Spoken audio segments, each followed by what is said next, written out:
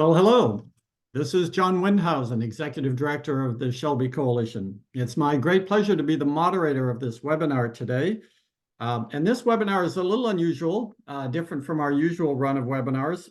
We are going to focus on how libraries can take advantage of the huge amount of broadband funding to obtain an upgrade of their broadband connectivity.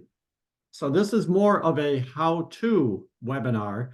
And we hope this information that we are about to provide to you motivates state library officials and individual libraries to participate in the state challenge process that will lead to greater broadband connectivity for libraries across the country.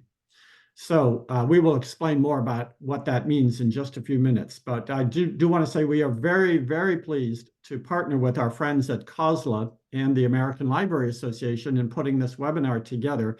And we will hear from them in just a couple of moments. But first, I'd like to provide just a little bit of background about why we're here today and what this webinar is founded on. So about 2.5 years ago, Congress passed legislation to create the BEAD program, and that's the Broadband Equity, Access, and Deployment Program. And in doing so, Congress appropriated a massive $42.5 billion to fund the deployment of broadband networks to all unserved and underserved locations across the United States, including to community anchor institutions such as libraries. The Shelby Coalition, just so you know, had a big role to play in making sure that anchor institutions were included in that legislation. And now we're at the phase of implementing that momentous legislation. So the BEAD program is being administered by a government agency called NTIA, and that's a part of the U.S. Department of Commerce. NTIA will then award this funding to each of the individual states. But first, the states must each develop a plan to identify which territories within the state don't have adequate broadband today, including which anchor institutions do not have access to high-speed gigabit broadband today. In putting their plans together, the states will start with the national broadband map that was created by the FCC. And the problem is that the FCC map does not do a very good job of locating and measuring the broadband availability for libraries across the country. Fortunately, the states have established a challenge process that allows libraries and others to propose changes to the map to make sure that libraries are in fact included in the broadband rollout plans. So let me emphasize, this is a once-in-a-lifetime opportunity. But if the library is not identified correctly on the state's broadband map, it is not going to get the broadband upgrade that is called for in the legislation. And that is the purpose of this webinar, to help libraries file state challenges to show that they don't have access to high-speed gigabit broadband today, but they do need to have access to that gigabit broadband in the future. In most states, the challenge process is going on right now or will be going on in the next couple of months. So the timing is very urgent. But filing these state challenges is not always easy. So we have assembled several experts to walk through the actions that libraries need to take in order to work with their state officials to get on the broadband map. So just a couple of procedural notes, administrative notes before we dive in. Just as a reminder, all audience members are muted, but we do welcome you to submit your questions and comments in the chat. And I've seen already some people are beginning to take use of the chat, and that's wonderful to see. So please keep that coming, but also use the chat to ask your questions. And I will do my best to field those questions during the course of this webinar. As you know, it's also being recorded, and we will be posting the webinar on the Shelby website within the next day after this is completed today. You're also welcome to follow along on social media if you'd like to use the hashtag Shelby Coalition or Shelby Webinars. So with that, let me introduce our speakers today. We're going to start off hearing from Lauren Moore, who is the state librarian of New York State and the representative of COSLA. And then after Lauren, we will hear from Lara Clark with the American Library Association. Lara is Deputy Director of the ALA Public Policy and Advocacy Office. Then we will turn to Jake Varn, who is the Associate Manager of the Broadband Access Initiative at the Pew Charitable Trust. And the Pew Trust, and Jake in particular, has done a huge amount of research into these state broadband plans. So it's really wonderful, Jake, to have you on this webinar with us. Then we will hear from Alyssa Kenny, who is the State Broadband Director in Wisconsin. And Wisconsin has had a great track record of working closely with libraries in her state. And so we really are going to enjoy hearing from Alyssa and how they have treated libraries, because that could well be a model for other states. And then finally, we'll hear from our own Kristen Cora, who is Shelby's Policy Counsel. And Kristen has prepared an excellent memo that goes through the state challenge process on a step-by-step basis. So a very exciting webinar. We're pleased to have everybody on board with us today. And with that, Lauren, I'll turn things over to you for your opening comments. Thanks, John. I'm Lauren Moore. I'm a state librarian in New York, and I'm so grateful to be part of this webinar today. As John mentioned, this is a historic investment in broadband infrastructure that will benefit everyone across the country and help make sure that everyone that has access to the internet. And it provides a specific opportunity for libraries to be part of that and to establish libraries as community anchor institutions that can help get broadband to and through to community members. It's a complicated process, but what we've learned throughout these years gearing up for this funding is that there's so much opportunity if you as community anchor institutions and as representatives of the communities you serve participate in the process. Reach out to the experts and your partners, whether that be your broadband program office or advocates like Shelby and the American Library Association. And most importantly, to take the time to learn about the process. And so the fact that you're here today, I think, sets us on a great course. And I'm very excited to turn the mic over to Lara Clark from the American Library Association. Thanks, Lauren. First, I'd also like to thank Shelby for hosting and bringing us all together today. And I'd like to thank Lauren and her state library colleagues for their advocacy and leadership, as so much of the infrastructure funding and work to date has been at the state level. ALA was a founding member and remains actively engaged in advocacy with Shelby, state libraries, and state library associations. So I'm excited to be here in very good company addressing a really important topic. From decades of research, the ALA knows that public libraries continue to make progress towards the FCC's gigabit goals, but too many still lack access to these speeds. Most importantly for our conversation today, about 35% of public libraries told us in our 2020 technology survey that their main barrier to improving their internet speeds is that a faster speed was not at all available in their service area.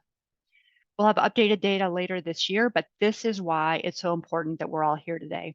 The Broadband Equity Access and Deployment Program can make a huge difference to improving available internet speeds for libraries in the communities we serve. We must ensure your library is accurately represented on your state map. I also know and want to acknowledge there's a lot going on in this broadband and digital equity space for libraries, as well as book bans and threatening legislation and a host of community needs demanding your time and energy. So I just want to thank all of you for making time for this conversation. As you know well, access is the foundation on which everything is built. I'll wrap up with just a brief mention that ALA has been holding regular update sessions at our conferences, including last month when NTIA staff flagged the opportunity for libraries to participate in this state challenge process. We've developed and continue to add and update our landing page related to federal broadband funding, including the document that we'll be talking about later today, and I'll share that link in chat.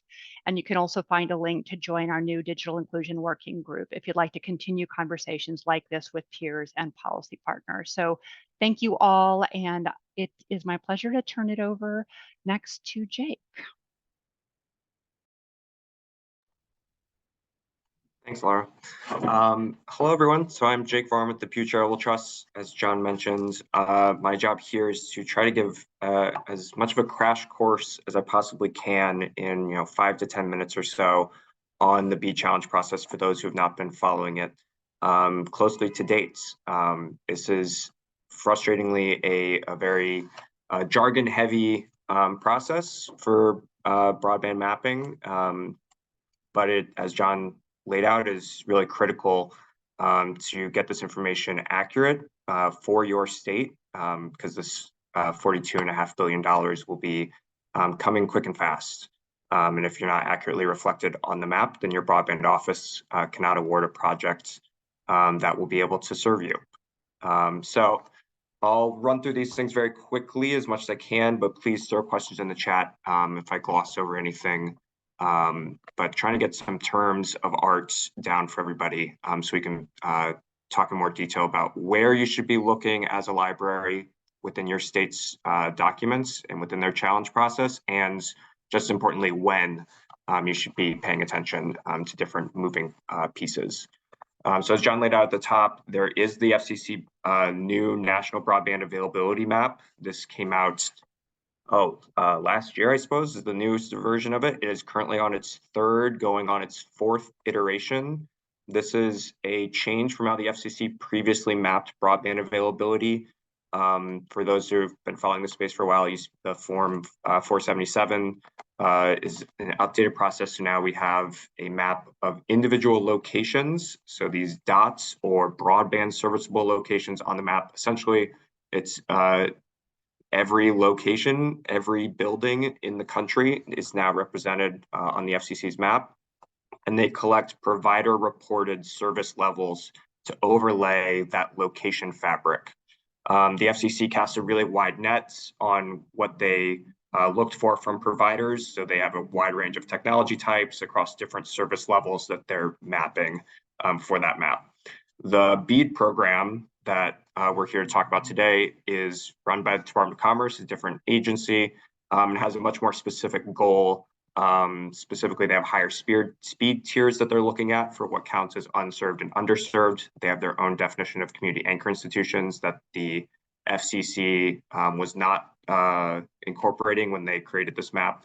And this money is flowing through state broadband offices. And so states have their own degree of control over how they're structuring this program. So there's a lot of different variables that go into, but it starts with this baseline of the FCC's map. Now, going into your individual states, I'm going to try to speak very broadly for across the country, because I see we have people from all corners of the US, but I will caveat that every state plan is slightly different. All of the dates are slightly different. So it's really important to look at the information on your state broadband office's website for exactly what applies for you in your state. But at the end of last year, every state and territory released an initial proposal. This is a document that they had to submit. They had to open for public comments and to submit to NTIA for approval by the end of last year. That document's made up of 2 volumes, Volume 1 and Volume 2. Volume 1 is where they defined how they would run this challenge process, where they would take the FCC's map and apply their own filter on it for BEAD to determine which locations are eligible for this new funding. Within that is a definition of community anchor institution for all of you as libraries on the call today. Every state and territory included libraries as their definition community anchor institution. For those of you that may work with partner organizations, it may be worthwhile to take a look at how your state defined community support organizations to make sure that they are also aware of this process. So some states included religious institutions in that list. Some included state parks or town squares. So there's a little variance between states, but libraries are for sure included for everyone. They should have included a separate file for where those locations are and the current service that's being advertised for that location. And they should detail the process in that initial proposal, Volume 1. Yes, school libraries. Good question. Schools are included in the chat. So yes, as an extension, school libraries would be as well. So yeah, there should be a separate list of those CAIs, including libraries, and the service that's available to it. For the purposes of BEAD, libraries are eligible and all CAIs are eligible if they lack access to a gigabit up and down. So upload and download speed of a gigabit needs to be currently available or available within 10 days of installation. So currently 16 states have received approval of that volume 1. It's going to be expected, as John said, to be approved on a rolling basis over the next few months. Only a few states have actually completed this challenge process that they have to implement, but we're expecting much more of them to kick off in the next few weeks and into this spring. Most of them look pretty similar. They have followed essentially a fairly standard template, although again, take a look at your state for the exact dates and days available. But there is a challenge process. Will essentially have 3 phases. There will be a challenge period where the state will publish a map of which locations they believe are currently eligible for BEAD, and nonprofits, providers, and local units of government can submit a challenge to say that either this location is inaccurate, to say this location is inaccurately represented for one way or another in that challenge window. The current provider currently reports services available at that location, they'll have an opportunity to provide a rebuttal during that to that challenge. There'll be another 30 days, and then the state will adjudicate upon the evidence supplied by both sides in that final 30 days. Again, your mileage may vary for your states and how long each of those periods are. I will say that if you are a library that's looking at this map and you feel that you are shown as being served and have access to 1 gigabit up and down, but you believe you are currently misrepresented, you would file a challenge. If you are showing up as unserved correctly in your minds, you'll want to watch your state broadband office's website during that period, during that challenge period, to see if there are any challenges submitted to your location so that you could provide a rebuttal if you feel that that's necessary.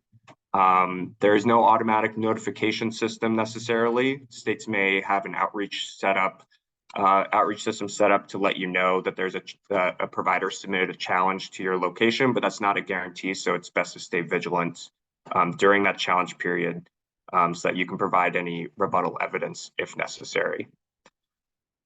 I'll also just very quickly mention that if you are representing multiple libraries, you're looking to submit a bulk challenge, so you're challenging multiple locations, it's really best practice to request a CostQuest license. So this is the mapping vendor that NTIA has selected to run this challenge process through. It's also the same vendor that operates the FCC's map. There's a link set up to an easy guide to how to request a license, but essentially you'd want to request one as soon as possible so that you can be sure to have it when your challenge period starts. And then lastly, I'll mention that this is just to get the data accurate. So this is not a guarantee that you will receive funding. The first order of priority for every state's broadband office is to cover every unserved location in their states. They need to make sure that that list, as well as their underserved locations and CAIs, are as accurate as possible. If you are served or unserved, I think it's also important to remember not only to pay attention during this challenge process period, but also to pay attention to what's happening in your state broadband office during that sub-grantee selection. So when they are actually evaluating the applications that a provider is submitting to the state and the project areas that they are proposing to serve. Several state broadband offices have put into their scoring for those applications on how they expect providers to engage with their communities, how they may award additional points for a letter of support that is sent from a community institution saying that they believe this provider will be able to serve them, or that they've met with them, or they have some level of endorsement for the service that they're offering. So that'll be a really critical part to keep an eye on it. I'll also flag that there is an allowance, there is some gray area or some variability in the project maps. So there's potential, so you just want to keep an eye on where the providers are proposing to build to see how it may affect your library.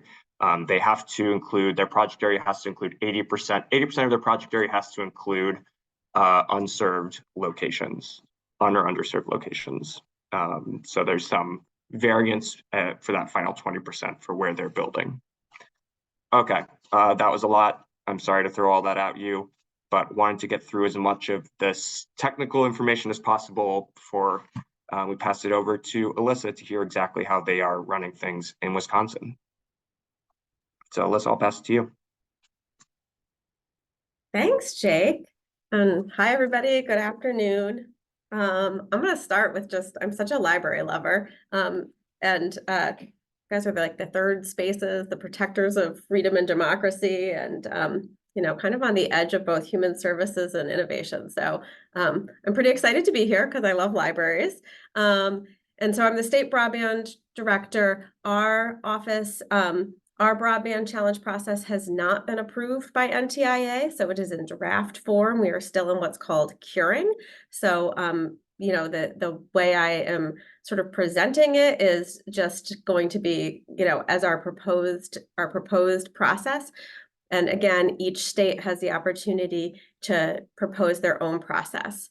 And what I wanted to sort of start out, and I'll share my slides in a second, what I wanted to sort of start out by saying is, if your state has not started their challenge process yet, you can kind of skip to go. You can go right to your state broadband office and say, look, I think my community anchor institution, my library is not listed right, and I want to work with you as a partner to get it correct before the challenge process.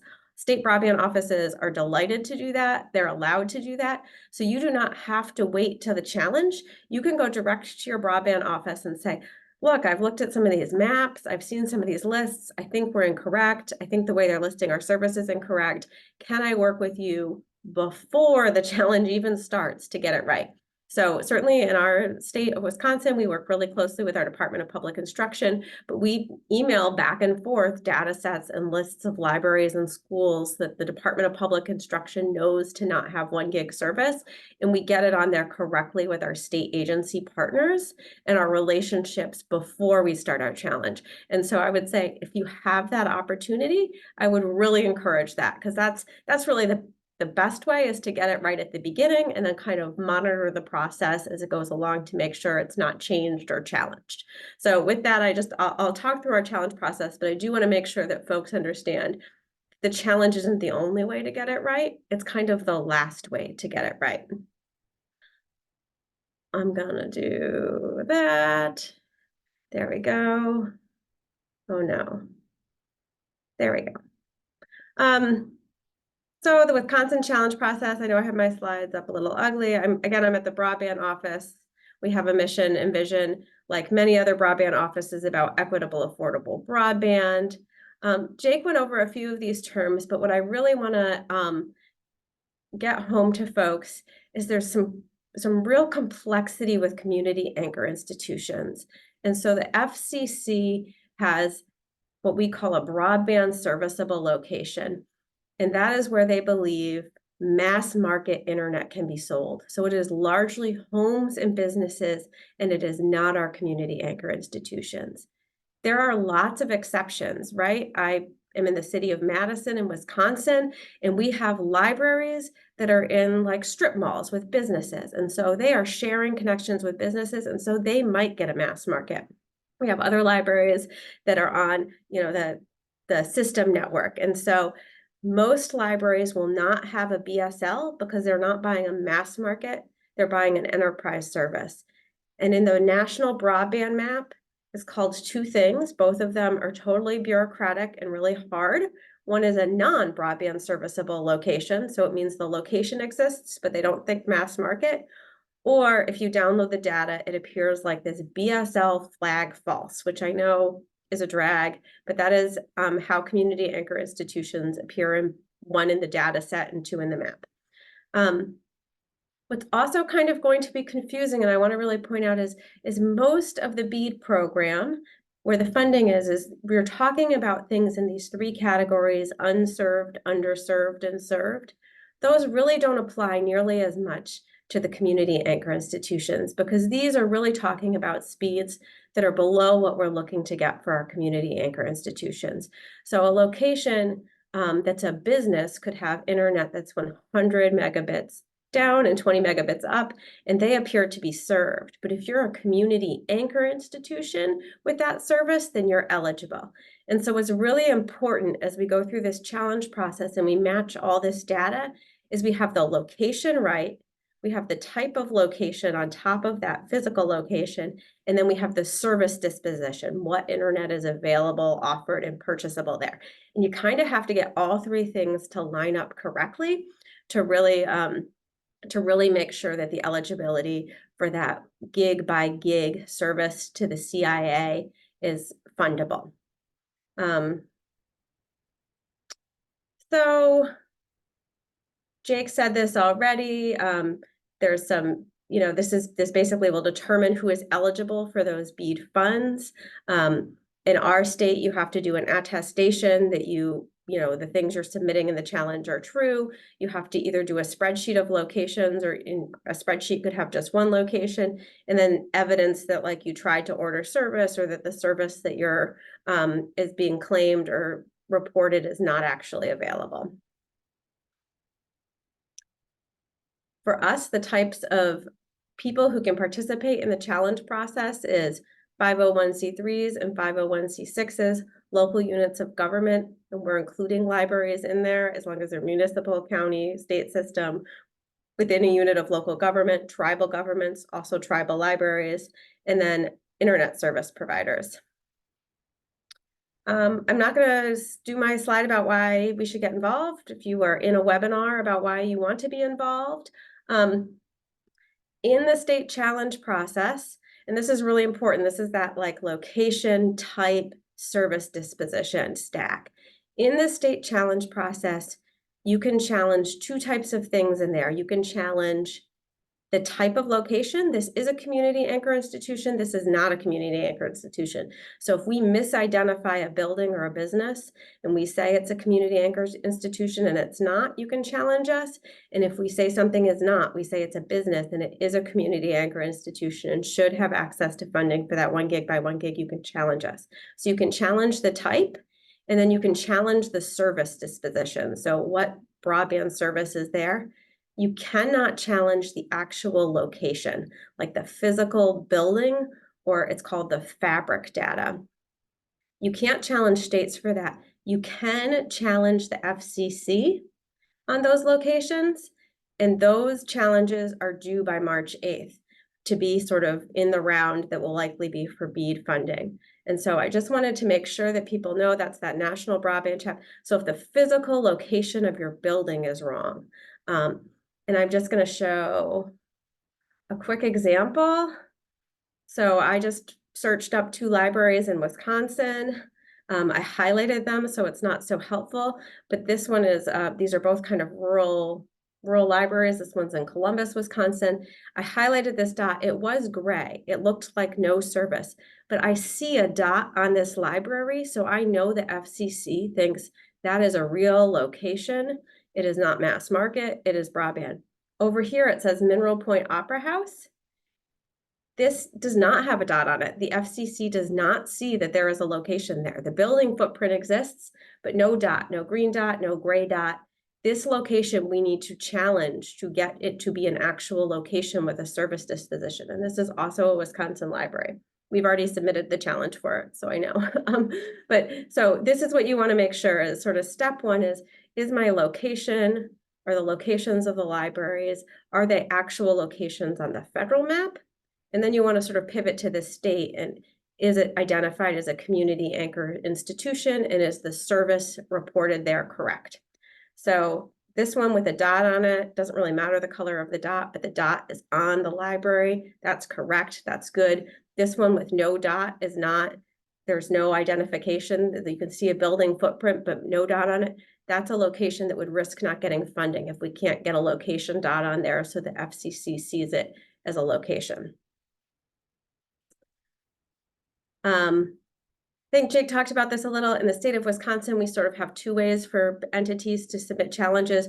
One is kind of, you click on a map and you sort of do a form right from a map, and that would be best for entities doing very small numbers of challenges, likely libraries. But if you're going to do, you know, less than 6 challenges, you can kind of like sort of manually copy and paste from a BEAD challenge map and submit it. And then there's also a special license you can get, which is free if you're participating in the challenge. It's called a cost quest license, and that would be more if you were doing a bulk challenge. So for entire systems or entire states, or, you know, multiple double digits versions, you would probably want to get a license so you could use these special IDs and do your challenge a little bit more accurately in a bulk way. This is more about the license. I'm going to maybe, you know, just quickly talk about, there's different things you can challenge. It sounds to me like most people will want to challenge that the service is not available. It could also be that there's a data cap that's relatively rare, but there are libraries that are maybe using hotspots or cellular for part of theirs. And so a data cap would be another reason that you could challenge. Yeah, they say service is available, but it's capped. It's not a service that's available for an institution to purchase for some reason. So it's like only mass market. And then again, I said the changing of the classification. So again, there's 3 things you want to, well, 4 things. First thing is just call your broadband office and see if you can work it out with them before the challenge. And many broadband offices are really delighted and willing and welcoming this. We're trying to get our maps correct before our challenge. We're not trying to use our challenge to get the, you know, the challenge is the last process, but we're trying to work with our partners. So, but then after that, it's make sure your location is on the FCC map, make sure your location type and your service disposition is correct. So if you're eligible for BEAD funding, it shows that way. And with that, I'm going to stop talking and I am going to pass it back to Kristen from Shelby to finish us out.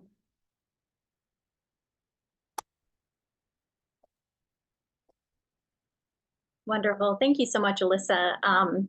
And thank you as well to Jake.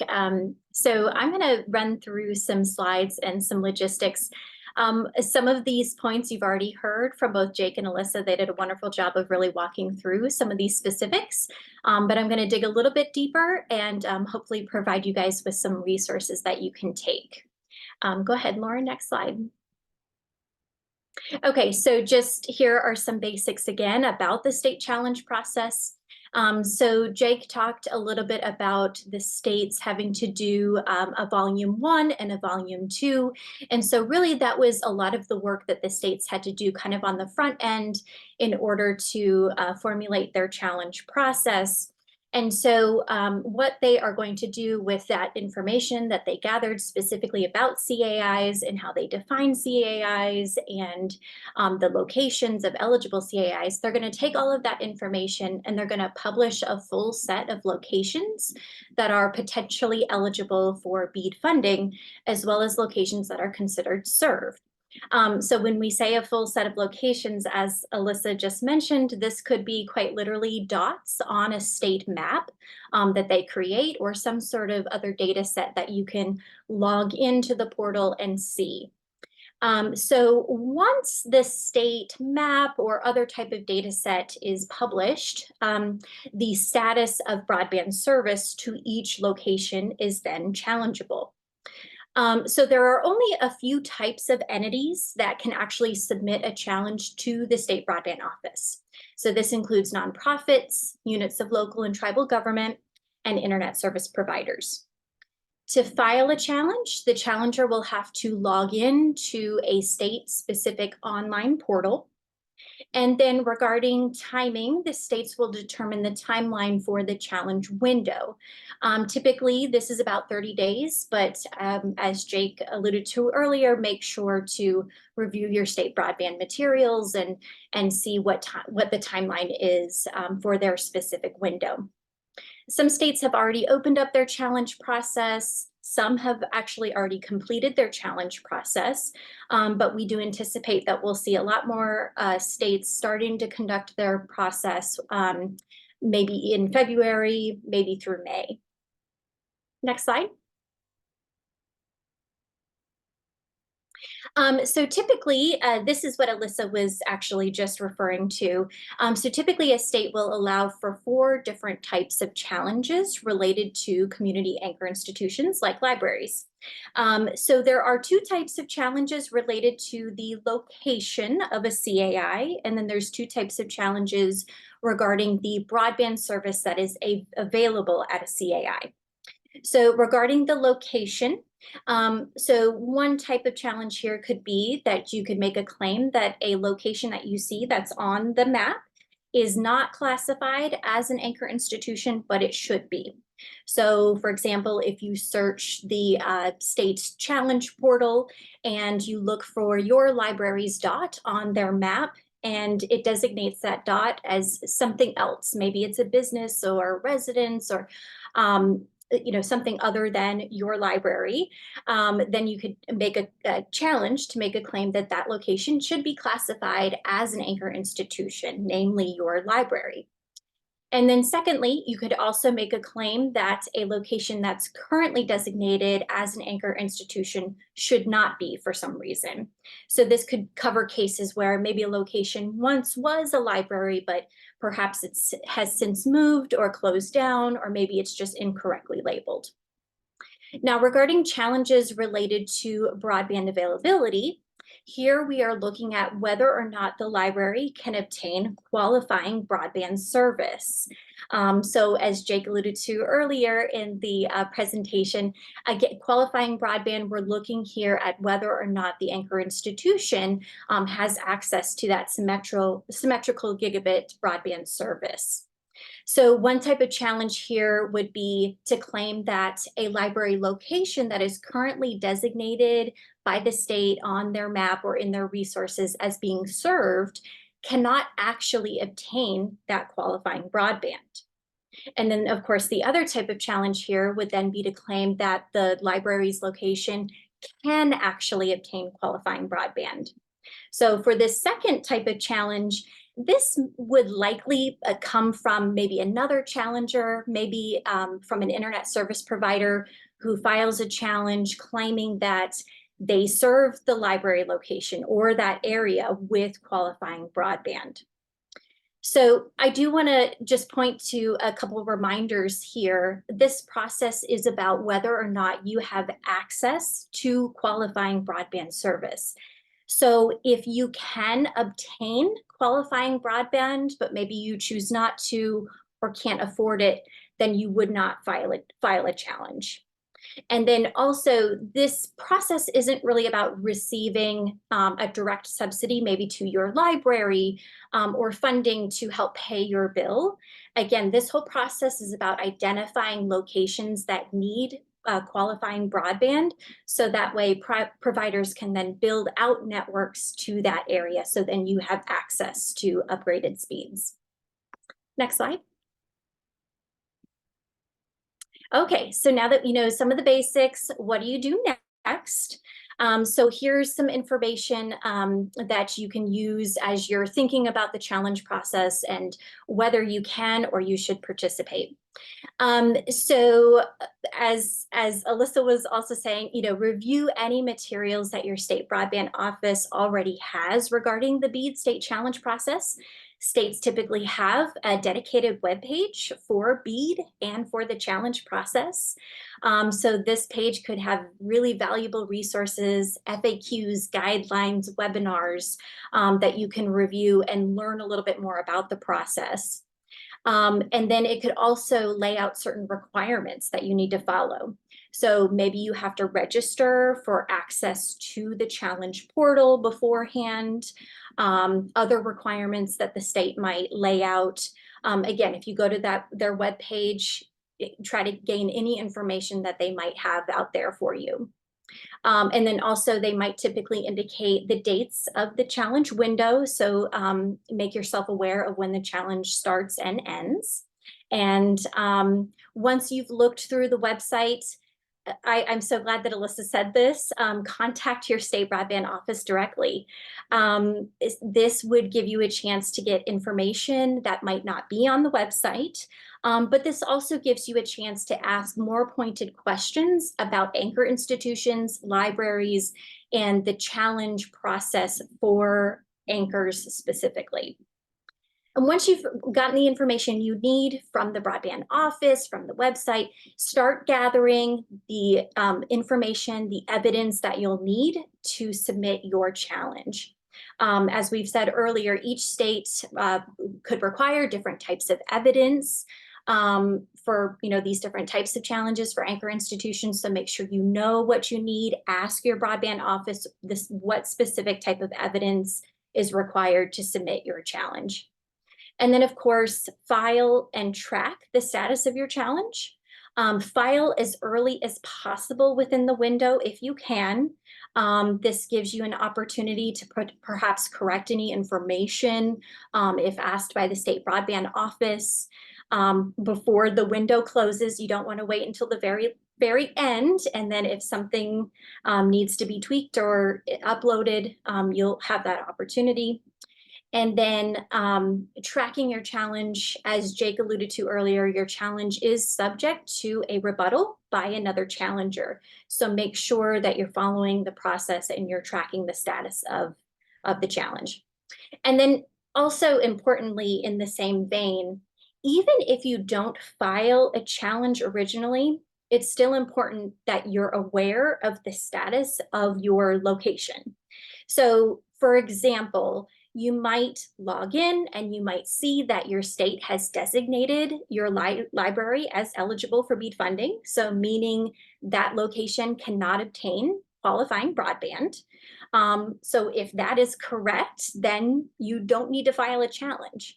But if somebody else comes in and files a challenge and they actually claim that that location does receive or has access to qualifying broadband, then that location is now challenged.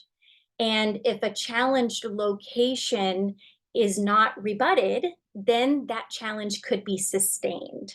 So again, you want to be very vigilant about this process. And again, even if you're not going in there and originally filing a challenge, you do want to keep eyes on the status of your location. Next slide. So here are some questions that I put together that you can ask your state broadband office. So if you reach out to them directly, some of the basics: how do I locate my library's location once I'm in the portal? Is there a state map? Is there a list? Is there other documentation, spreadsheets, files that you need to be looking at? What are the steps that you need to follow to file a state challenge? Others talked about obtaining a CostQuest license. Make sure you understand if you need to obtain a license in order to access this data. If you do, be prepared to look into that and figure out how to apply for that license as soon as possible, because it could take some time for you to get that license. What evidence do you need to give with your challenge? So if you are trying to claim that your location does not have access to qualifying broadband, what evidence do you need to submit to prove that claim? Are you eligible to submit a challenge? If you're not a nonprofit or a unit of local government, who can help you file the challenge? Ask that question of your state broadband office and see if there are nonprofits or units of local government that can help you file that challenge if you are not an eligible challenger yourself. And then what type of rebuttal process is the state broadband office using? So how and when can you rebut somebody else's challenge regarding broadband availability at the library? Will the rebuttal process come after all of the challenges have been submitted? Is it going to be running in tandem with the challenge process? Just make sure that you're aware of how that process works so that you can stay on top of it. And will you receive a notification of somebody else's challenge? That's another question you can ask. Again, just to make sure that you know how to stay on top of the status of your location. And then finally, what are the next steps? What happens after you submit the challenge or rebuttal? How will you know if something has been accepted? There might be more questions that come to mind as you work through this process, but hopefully these can get you started. Next slide. And then here are just a few resources that I put together.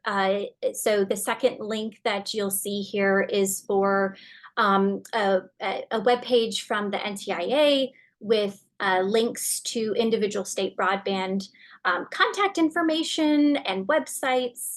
So you can go and try to find your state. So that way you can look up the BEAD specific web pages for your state. There's a link with some resources and guidelines for CostQuest licensing. And then Shelby put together a memorandum of all of this information. So I've linked it here in the slides so you can get more information that way. And with that, that is all that I have. So I'm going to go ahead and kick it back to John. All right. Thank you, Kristen. That was great. And I want to bring everybody back on camera as we go into our Q&A session here. And I have a few questions, but I would love for the audience members to post additional questions in the chat, or actually panelists could even ask questions of each other as we go forward in this part of the webinar. So I welcome that. Kristen, I'd like to just start with you and just draw attention. I know you already said this, but just to clarify that this BEAD program is about availability, not affordability, unfortunately, right? So this program is just the build out of networks to make them available in your neighborhood or to your location. Exactly, exactly. I wanted us to make sure that we reiterate that point because oftentimes when we talk about funding opportunities, we want to make sure that, if you're engaging in this process, that you understand this is about building broadband networks to areas that are unserved or underserved. So we're trying to bring broadband access to your location so that way then you can purchase upgraded broadband. And also you noted that the funding that we're talking about, the BEAD funding, does not go directly to the library. It goes to a broadband company to build out broadband in that area that would hopefully include the library in that build out. But the library does not get the money directly. Exactly. Yes. Yep. There's going to be a sub-grantee process that comes a little bit later on in the BEAD program. So yes, that money will go then to those providers to build out those networks. Excellent. So Alyssa, I'd like to turn it back to you for a minute because I was fascinated by your information that libraries can actually contact you and the state broadband offices even before the official challenge process kicks off. So that was very interesting information. And I guess my follow-up question to you would be, can anybody contact the state broadband office, or do you have to be one of those listed authorized challengers? So anybody does contact state broadband offices. And let me just say, like, what we're allowed to do is any information that's not in the national broadband map, we can go out as a state and try to collect. And we know that community anchor institutions, both their service disposition, what service is available, and even in some cases, their location is not in the national broadband map, or it's not in there sufficiently for us to run our programs. So to the extent, so if somebody thinks the national broadband map is wrong, they can't call me on the phone and I can't fix it, like for their home, because the location exists, the FCC owns it, and I have to start with that. Like, I can't do individual challenges, but community anchors, your service disposition is not in the broadband map. And so it's incumbent on states to go figure it out.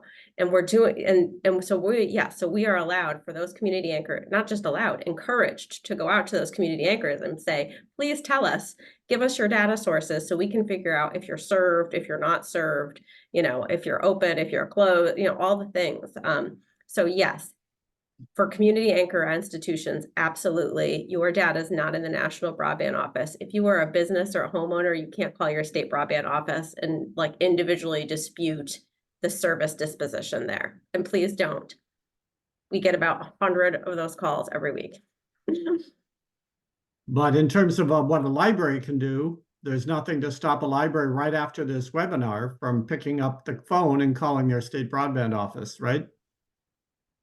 No, nothing at all. I mean, I think what I would really suggest, just like library directors, state broadband directors are really busy, give them the specific information that they need. This is my address. If you can figure, like, I went into the national broadband map and I have my latitude and longitude, you know, I got some the data from there. Here's a link to it, you know, and my service and the service is not available. And I want you to know that. And I'd like you to put it in your BEAD, you know, in your list this way. And if you need any additional info, like, don't email them 17 questions and make them work. Just tell them very specifically what you would like. You know, particularly if you don't have gig service, you really just want to keep iterating. This location is a community anchor. It's right here and we don't have what we need. And you want to give them those 3 pieces of information together. You know, and if you have something to upload, like you tried to order it, that's great. But if you don't, I wouldn't even worry about it. States are going to take libraries at their word to start and then let a provider rebut or a provider challenge. They're not going to not believe in the state of Wisconsin, we will always believe libraries. I don't want to speak for every state, but I think most states, they're going to believe the libraries. Well, my reaction to that is, bless you, Alyssa. That's very nice. That's very good to hear. Lauren, there's a question in the chat that's come in that I think you might be best to address from Stephanie Stenberg, our friend at Internet 2, and she asks if COSLA is coordinating these challenges, or is every state library helping the individual libraries to file these challenges or to aggregate them? I know you can't speak for all of COSLA, but you are a big COSLA supporter and member, so can you tell us what you can about that in answer to that question? Yeah, that's a great question. And there is not a coordinated effort across all state libraries to handle this in the same way. And part of that is because we simply can't, because the broadband plans are all different. And then the challenge process is different state by state. So for example, in New York, there's not really a role for the state library directly to participate in the challenge process, because that challenge process in New York is restricted to nonprofit organizations and local governments. I'm a state agency and I don't fit into that category. However, we have been actively participating in the comment process, which has actually been very effective. So I think that that's something that just a matter of, unfortunately, is a bit more complicated, but it's about having the conversations with the people who have the data. That might be a local library, it might be a state library, it might be an E-rate coordinator, who has the information that you need, and who is the best person to participate in the process that's outlined in your state. And that's going to look different state by state, but now is a great time to start kind of looking into the process, looking at your own speeds and the data that you have and the data that you lack, and then try to get the right people to participate in the process where you can. Sorry if that's like a bit of a dodge of a question, but unfortunately that seems to be the answer. Well, that is the reality of having a state-by-state process that was set up in the legislation. And, you know, a lot of states are doing great work, but they all have their own processes. So it's hard to develop a national solution. But that's why we're having this webinar, to try to make that information available to you. Jake, if I could come to you with a couple of questions. I heard sort of anecdotally from another participant in this process that about 6 of the states have gone through their challenge process so far. And when I say states, I'm talking broadly about states and territories. So there are 56 states and territories. And so if about 6 of them have already gone through the process, it sounds like another 50 or so are still yet to go through that process. But that was sort of anecdotally said to me. Do you have more direct information about, you know, where states are in this challenge processes? Yeah, I think that's actually exactly right. There may be a few that are still in the I think about half of the 6 are still in the rebuttal and adjudication phase, if not more than that. But yes, the challenge window has closed. The initial challenge window has closed for 6 states. And yeah, we are still waiting. Only another 10 have been approved for their volume 1s and could start their challenge process after, I think there's a week requirement of 7 days that they publish information on how their challenge process will run before they can officially kick it off. And yeah, so we're still waiting for the vast majority of the country to be approved on how they want to run this challenge process and then to actually do so. So the door is still open for folks. And I cannot stress enough Alyssa's point to not wait until that challenge process to talk to your broadband office. Because as Lauren pointed out, there are these lists out there. You can provide public comment. You can contact them directly to try to get rectified, get your library service rectified before the challenge process starts. Yes, and to the question that just came in the chat, just volume 1 needs to be approved for the state to run their challenge process. That was kind of the idea behind splitting it up into 2 volumes. There's a lot more details about how the subgrantee selection process will work in the volume 2, but the volume 1 is pretty exclusively centered on the challenge process. So NTIA was hoping to, I think still is hoping to be able to approve that and allow states to start getting their data in order, so that then as volume 2 is being cured, they would then be able to presumptively move a little faster, or have that out of the way first. Very good. And I have another anecdote to run past you as sort of a credibility test. And this one will also carry over to ask Alyssa this question as well, but I'll start with Jake. So I heard, again, anecdotally, that one state official said about 90% of the challenges that had been submitted were accepted by the state broadband office at the end of the day. So, and that's a pretty good success rate, if you will, and it makes me think, yes, it is valuable, or if a library does file a challenge, you have a high percentage chance of being successful. Have you had any information to back that up?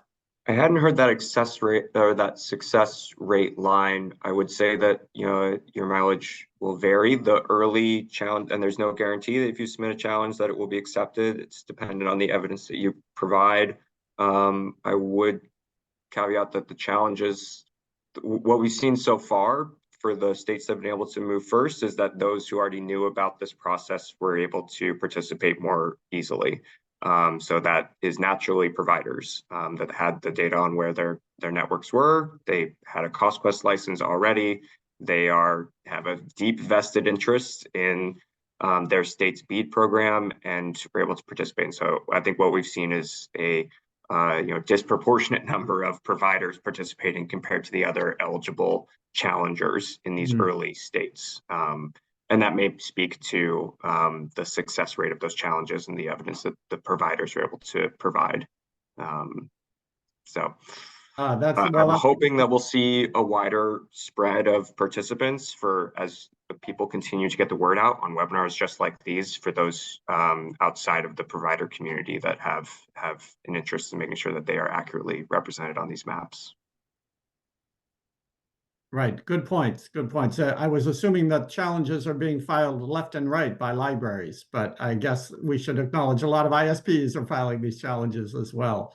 Alyssa, I know it's too early for you to comment on your success rate because you haven't started your challenge process yet, but what exactly is the timing in Wisconsin? The timing is we're waiting for approval. And as soon as we get approval, it will probably take our staff about 10 kind of business days to stand up, one of the challenges is the FCC map's also always changing. And so you have to kind of pick your map. And so we can't do all our preparations until we sort of know our date. So it's a little complex, but we'll get an approval from NTIA at some point in the future. It will likely take our office about 10 days to kind of stand up the webinars and the materials and open sort of the portal and make the map. And then there'll be 30 days for challenge. We expect we're actually going to, in our state, take a little break between challenge and rebuttal. It'd be great if 90% of challenges that we got were correct, but I've heard that maybe a bunch of challenges aren't actually substantiated, like people don't give all the required bits of data. So the state office might need to throw the challenge away because, you know, they're saying service isn't available here, but they're not providing any evidence or they're challenging something that actually they're challenging like the place that the location is that can't be challenged. Or Wisconsin's not a state that's doing speed tests, but states that are doing speed tests, there's like a certain number and people aren't able to hit that number always. So then we'll review all those challenges. We'll sort of accept all the substantiated ones and all the ones that are correct and have the evidence and have the right documentation and were submitted by the right type of entity. And then we'll open our rebuttal period. We're hoping that will only take staff a week, but we've heard some other states that it's taken a lot longer to really review all that material. And then rebuttals go for 30 days. And then the last piece is basically adjudication. And our state is saying we'll take up to 30 days to adjudicate. But we could go faster, you know, we'll have all the material at the end of rebuttal. And so we'll go as fast as we can to get our final list. Very good. Thanks for outlining that. And I realize it's an uncertainty because you're still waiting to hear from NTIA on your proposal. So I wish you the best of luck and hopefully that comes along soon. Thank you. Lara, let's turn to you for a second. I know that there was a reference in the chat. I think Michelle posted something about the ALA page. Yes, the Digital Equity Resources for Library webpage. And that seems like it's a good resource. I wondered if you just wanted to give everybody like an overview of that website and the you know, the information that ALA is providing to libraries in this process. Sure, thanks, John. Folks that click through will see that we have tried to compile information and we link out to a lot of the resources that were provided here today, including the memo that Kristen walked through. So we're trying to create as much of a one-stop as possible. We have had a pretty significant focus on the digital equity part of this for the most part. So we're still adding to the pieces related to BEAD. And there's also information related to the Affordable Connectivity Program, including the most recent wind down of that program. So trying to provide a one-stop place, both in terms of links for information that libraries can use to engage, as well as some examples of the work that libraries are doing. So advocating and amplifying the work that is happening in libraries. So it's a little bit of both, a resource page for library folks, but also a place to amplify the great work that's happening in state library agencies and in local libraries, and the opportunity to do more with and through libraries. So that's what it's there for. And we welcome examples or links or questions. So if people, and there's contact information on the page. So if there is something you would like to share, we have a couple of state examples as well where folks have done their own reports, looking at digital literacy in libraries, for instance. So we're happy to continue to add and make this as much of a hub as possible for getting information and resources. Well, that's great. And as I mentioned in the chat we were having just before the webinar started, it was pretty interesting for me to look at the Illinois state broadband plan, and it runs through who is eligible to file a challenge. And one of the criteria is any library that's a member of ALA is automatically eligible to file a challenge. So that was an interesting and nice way of you know, making lots of libraries eligible. I don't know if that's true in every state, but at least Illinois is on the right track. Yes, it was very nice. I will say we did not have a hand in that. We did not ask for that to be an eligibility, but it's lovely to see it and hear it. Alyssa, back to you. A couple of questions in the chat have come in from one from Mala, who asks, what type of outreach are you planning to do to publicize the challenge process? Are you going to work with your libraries to get the word out once you set the schedule? Sure. I mean, we work closely with our Department of Public Instruction, and they are really our voice to libraries. I will say we also have a relationship with our co-land, and then the state of Wisconsin is very blessed to have 3 pretty engaged groups. We have a broadband stakeholders group, a governor's task force, and a digital equity and inclusion group. And those groups together make up almost 200 people, and they are all people who have nice big networks and reach and represent libraries and schools and nonprofits and higher education. And so we use a lot of them to amplify our message. But I will say, and I want to just reiterate, like the challenge process is sticky. Our goal is really for our maps to be very, very right. So we want libraries to participate, but what we really want is them to look at it and go, 2 thumbs up, the broadband office got it right. Not like, how do I get this license? How do I, like, we want our relationship beforehand to have made it good when they see it, and not like, oh, you have to engage in this kind of like, you know, attestation of truth and uploading evidence. I mean, our hope is to avoid, like, I don't think having a lot of challenges is going to feel successful to me. It's going to feel like we didn't do our outreach early enough and we didn't collect the right data. So my hope is not for tons of challenges, but that people look and they're like, man, they kind of got it right. They listened, they got it. So that's fingers crossed. And Alyssa, a couple of particular questions. Will you be publishing an inventory of all the CAI locations and an Excel spreadsheet, as well as having a map that libraries could look at? Yep, and we did, and I think every state did. We published that Excel file right with our volume 1 when it went out for public comment. And so it's up on our website now. It's got their addresses, their names, the definition, the sort of entity type.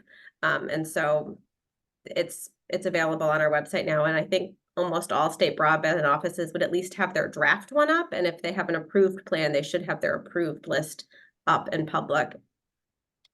So yes, will you nodding at me? So. As you update the map, you will also update the inventory simultaneously? I think we will do a starting point at the beginning of the challenge, and the spreadsheet and the map will be the same.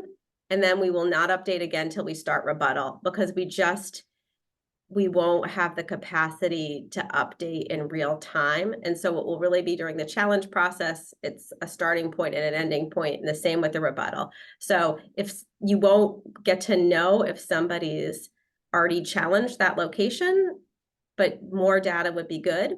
Also, our challenges are publicly posted. So if you wanted to read through all the challenges, you could see if you could find it.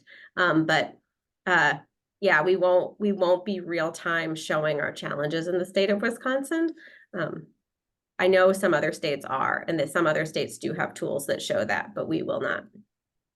Okay, well, that actually gets to the question or actually the conversation that's been happening in the chat with Bob Boker and our friend Tom Rolfes. And Tom, by the way, thank you. You very helpfully posted that link to all of the state broadband plans earlier in the chat. So thank you, Tom, for doing that. And the question that Bob is raising is about, will NTIA then review the decisions, the adjudications by the state? And I see, Jake, you're nodding your head. So maybe I'll turn to you to give an answer to that question. Yeah, I think Tom already said this in the chat, but yes, I think the state has to submit their final determinations to NTIA for approval. I would only imagine that it would take some significant error in that adjudication process for NTIA to have to reevaluate that, but they will be taking a look at the decisions the state made. And I'd also point out the link that Tom dropped in the chat earlier.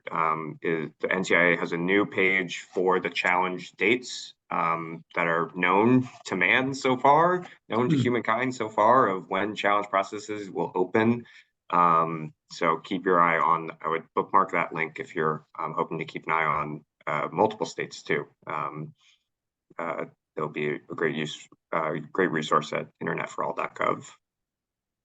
Oh, so Jake, are you saying there's a separate page different from the one that Tom Rolfes posted? That I think the first link he dropped in is the challenge process tracker link. So I can, if you scroll a little farther up, that'll be a good, as the dates become known for when the state will start their challenge process, it should be updated there. Great. Okay. Well, that is all the questions I have, but I think there may be still some questions from the audience or questions from other panelists. Kristen, I wonder if I could turn back to you if there's anything else that you would like to add based on the conversation that we've just been having. Sure. I did see a question in the chat from Dorothy Howell. So Dorothy asks if we are looking for 1 gig service for uploads and downloads. And yes, that is correct. 1 gig symmetrical, so both upload and download. And I think I saw Jake nod his head on that one as well. So yes.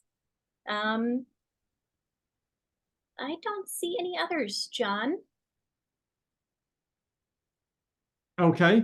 John, there was a note that Suzanne in Montana posted that I know that we have worked on, all of us at Shelby, ALA, and COSLA, and she notes that in Montana, they were told that they were not going to be including CAIs because they would be focusing on unserved. And I know that there's been some confusion, and we had a conversation with NTIA about that, including community anchors as part of any build out for an unserved or underserved area. But it sounds like in Montana, at least, that they were not successful in making that case. So I just wondered if you wanted to say anything about that. Suzanne said we were told CAIs would not be in the process as there were insufficient funds to reach the unserved. So I know that this has been an issue that we've talked about. So I didn't know if you wanted to say a little bit about that for anybody else that might be getting that message as well. Well, thanks, Lara, for calling attention to that point. You know, Shelby has been advocating for the view that anchor institutions do not have to come last. That in fact, it makes more economic sense to build out a community to unserved homes and to connect the libraries and the other anchor institutions at the same time. So in other words, we are recommending the states not say, okay, we have to do the unserved first, then the underserved, and then if there's money left over, connect to the CAIs. We think that's economically inefficient. And we've actually talked to NTIA, and in particular, Evan Feynman at NTIA said this at our conference last fall, that yes, it totally makes sense to connect the CAIs at the same time that you're building out to the homes. And in fact, that's a better use of funds. You're more likely to get more bang for the buck rather than waiting and having to connect the anchors after the workforce has already left. Then you have to drag all the staff and the equipment back to connect just the anchors at a second time. That's not very cost efficient at all. So we recommend to states to allow the anchors to be served at the same time as the unserved and underserved households. John, can I add to that one? We in New York State Library, we actually used language from the Shelby memo when we submitted our comments to our state broadband program office, and they responded really favorably to that suggestion. So it may not result in libraries being part of that phase 1 build out explicitly, but I think one of the approaches they're going to consider is including the connecting of community anchor institutions as a favorable metric in RFP evaluation. So an ISP who submits a proposal that would connect community anchor institutions would be scored more favorably. So that's just another example of how even if this narrow challenge process doesn't work for your library or your state in communicating a certain message, there's so many opportunities, as Alyssa said, to kind of influence the process, make your case to everyone you can about why this is important, why this funding going to your region and your library and your community is important. And there could be ways to affect the outcome. And Shelby's memo was really, really wonderful and helpful in that process. Well, John, that's if I could just add really quickly, I think that's a really great point. That I think the confusion is that the broadband offices have a first order mandate to reach 100% of their unserved locations, and then the priority tree flows down. But like you said, it's not a we serve this type of house first and then this type of house. If the project area is inclusive of both unserved, underserved, and CAIs, it's going to be one project that's awarded. But it's just a matter of what the state reports to NTIA in their final proposal later in the next 365 days or so, demonstrating that they've reached 100% of those unserved locations. And that's where it gets kind of fudgy. People recall back to an hour and a half ago, we were talking about that a project area has to include 80% of unserved locations, and there is some wiggle room for a project area to include other types of locations within that network build out, that's another area to look at as well. That if you are currently as a served institution, but you're in an unserved community, you'll want to keep track of who is building in your backyard. Well, and just to add to that further, Jake, it often makes economic sense, not just in the initial build out, but also the sustainability of that network can be enhanced if you connect the anchor institutions as a part of that network, because then they're paying the bills and they're paying for the maintenance and continued ongoing operations of that network. So lots of reasons why to include anchor institutions and libraries from the get-go. Lara, there's an interesting question in the Q&A box, which I missed earlier. I wonder if you want to take a stab at it, but an anonymous participant has suggested that in about 12 states, the state legislators have taken a position to direct libraries away from ALA. And the question is, will this affect libraries' ability to file challenges? I'm not sure I quite see the connection, but I wanted to give you a chance to respond to that question if you want. Yeah, I mean, this is definitely one of the things that we're seeing is legislation in many states that harms libraries and librarians, and in some cases also directly calls out or pushes for disaffiliation from the ALA. So that is definitely happening. It has been my experience that that piece is mostly related to our work around intellectual freedom and book bans, and it lives somewhat outside of our digital equity work and our workforce development work. You know, like that ALA does a lot of different things, as do libraries. There's a relationship there. But I would say that there is little likelihood of a concern related to digital about challenging in this map, that those two issues, in my experience, have lived very separately. We're obviously concerned and paying attention and actively advocating in with local chapters and local and state actors to try and address these. The ALA piece is only one part of the challenge that we're seeing, but in almost all cases that relates to book bans and censorship in school and public libraries. So our digital equity work has been somewhat separate from that, I believe, and I would hope that would be the case also for all of our libraries in all of our states. Unless Lauren or anybody else has a different feeling about that, that's been my experience, that this is quite separate from that piece, as it should be. So. Agreed. Well, certainly hope that that's the case because this digital equity work is so important and has long-term consequences for libraries and the whole nation. So we are very hopeful that this process keeps going well. And, you know, if every state does what Alyssa is doing in Wisconsin, boy, we'd be in great shape. So with that, I think we're ready to come to a close. I really want to thank ALA and COSLA for partnering with the Shelby Coalition and providing this webinar and information. And yes, we did record the webinar and it will be available on our website tomorrow, along with the slides as well. And that great memo that Kristen Cora put together that people are really enjoying. So thank you all for participating. Just a quick reminder, Shelby is a membership organization. And if you are interested in working with us more regularly, we would love to have you join Shelby as an official member. So please take that into account. We look forward to working with you. And with that, we'll sign off for now, but thank you very much for participating. And make sure to contact your state broadband office about this challenge process. It's very important. So take care, everyone. Thank you. Thanks. Thanks, John.